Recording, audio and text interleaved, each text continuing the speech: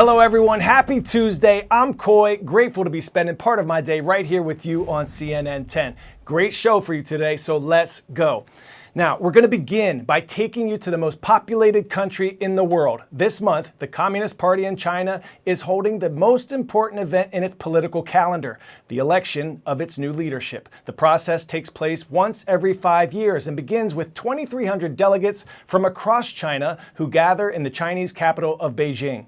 They also conduct other government business, including amending the country's constitution and approving their policy directions for the next few years. China's President Xi Jinping is likely to retain power for an unprecedented third term as Secretary General. Let's take 10 to break down the takeaways of a nearly 2-hour speech made by the Chinese president on Sunday.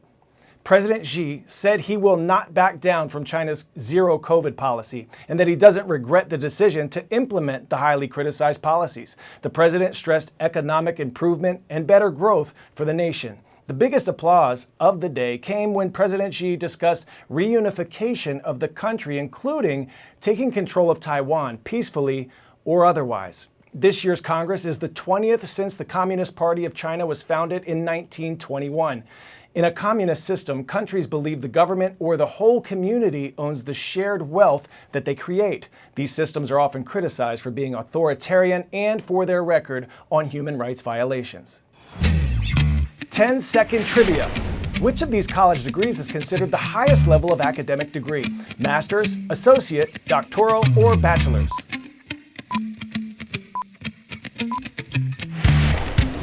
The doctorate degree is the most advanced diploma, symbolizing that a person has mastered a specific area of study. Now, the college experience comes in all shapes and sizes. Some students choose to go to school out of state, others stay at home and commute day to day. Other students attend online. I want to introduce you now to CNN hero Deanna Persai, who's the founder of the College of Adaptive Arts. Deanna created this collegiate experience in 2016 for adults with special needs, inspired by her sister Angel. Eating some good stuff. Angel is my sister. She's roughly 1 year my junior. So we grew up almost like twins in rural Indiana. Delicious. When she was born, my parents were told that Angel would never be able to walk or talk or clothe herself or feed herself because she had Down syndrome. We were forever just connected at the hip. She was my forever playmate. I just knew Angel as living the good life like me, and we were just kind of parallel living lives. And the first summer I came home from college, she was sitting around at home and she wasn't working. You could do this. Could I do this one? Knowing how drastically her options changed once she was mandated out of the school system at age 22 was painful. I felt a lot of guilt. Because truthfully, I truly believe in my heart of hearts that she is so much more intelligent than I am in most ways that matter. My sister's story is very much the norm. The College of Adaptive Arts is a lifelong, equitable, collegiate experience for adults with special needs of all differing abilities who historically haven't had access to college education. Now, how about someone out here? What is up with this warm color spectrum? Jenny. We started out in 2009 with one class and 12 students, and we've essentially just listened to the students about what they want. So out, reaching towards the sun. And so now we have 10 schools of instruction, and they get the same access to the array of classes that any college student can select. Then to play it, you hit that right there. We are now on the campus of West Valley College. They get to go and hang out with the student union or get some coffee or walk around campus.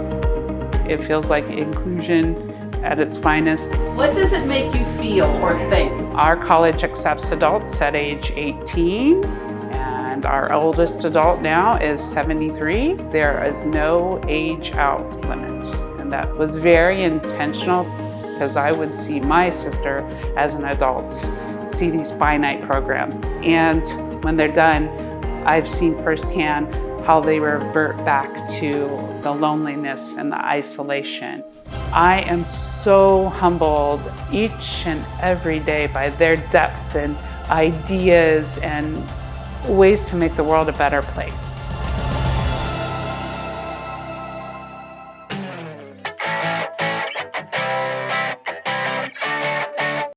Next up, towns across America are hiring new firefighters in herds, and they don't look like you'd expect them to because they're goats. These furry four-legged firefighters munch on dry brush, low-hanging branches, and weeds, helping to clean out and landscape fire-prone areas. It's a sustainable and natural way to prevent fires, if you will, without using pesticides and energy-consuming machines.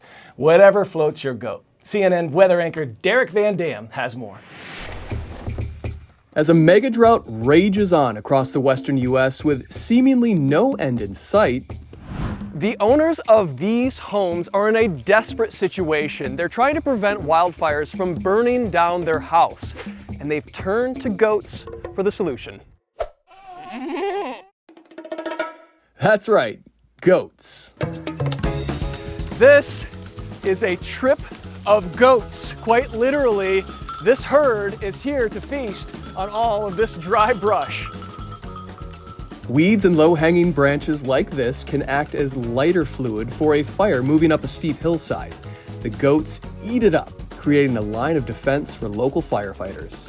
They do an excellent job of clearing some of this stuff that we would be doing out here during a firefight.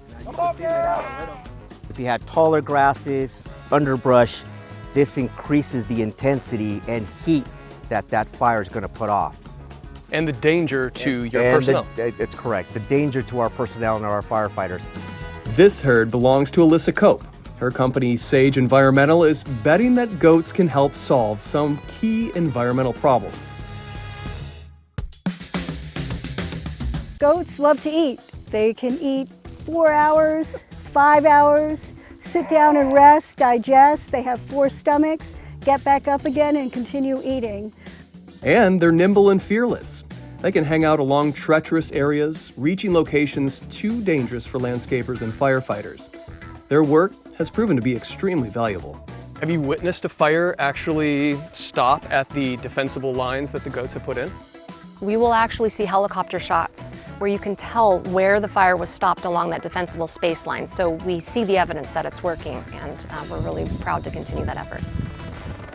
That's exactly what we saw in 2019 when the Easy Fire northwest of Los Angeles spread dangerously close to the Reagan National Library. But goats had been there before, and the space they cleared helped prevent the building from going up in flames. Easy now. Buy me a drink first. Hey, you're not going to eat my shirt. This was an expensive shirt. As you can tell by now, goats love to eat, but they really love to munch on invasive weeds. Targeting this type of non-native vegetation can help eradicate it from an area so that the right plants can grow. It's being referred to as goatscaping, and it's quickly becoming a go-to environmentally friendly and natural way to landscape around the country. A weed whacker is a machine that goes back and forth, and it spreads the seed everywhere. This herd will eat an acre a day, ingest all the seeds. The seeds will come out non-viable. And why that's critical is that it breaks the cycle of the more aggressive plants regrowing every year. Fighting fires and saving the environment. All right, we're running out of time, but before I go, my favorite part of the day, a special shout out to Sussex Consortium in Lewis, Delaware. Go Vikings! We hope that you and everyone watching around the world have a wonderful one. I'm Coy, you rock, and we've already begun creating the next show just for you. See you tomorrow on CNN 10.